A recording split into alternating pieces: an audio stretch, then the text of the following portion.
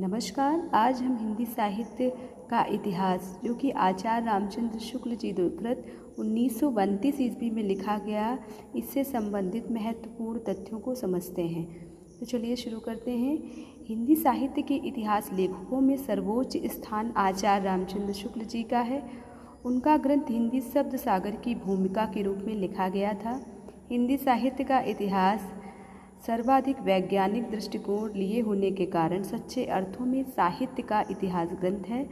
इस ग्रंथ की विशेषताएं निम्नलिखित इस प्रकार हैं। पहली विशेषता है कि इसमें साहित्यिक रचनाओं का प्रवृत्ति विशेष के आधार पर चार कालखंडों में विभाजन किया गया। इसमें रचना की प्रवृत्ति विशेष एवं महत्ता के आधार पर कालखंडों का नामकरण किया गया। अगली विशेषता है कि इस हिंदी साहित्य के इतिहास में युगीन परिस्थितियों के परिपार्श्व ने कालखंडों की प्रवृत्तियों के विकास का निर्देशन किया गया है। इसमें कालगत प्रवृत्तियों के विवेचन के साथ संबद्ध व्यक्तियों का साहित्यिक मूल्यांकन किया गया है।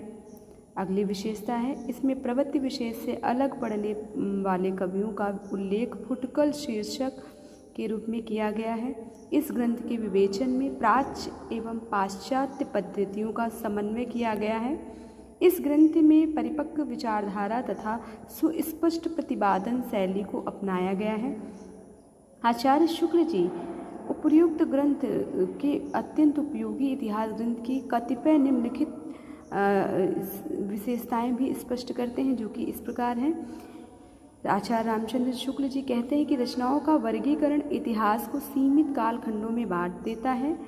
लगता है कि रचना की कोई विशेष धारा की किसी काल में उठी और फिर लुप्त हो गई, किंतु वास्तव में सत्य यह नहीं है।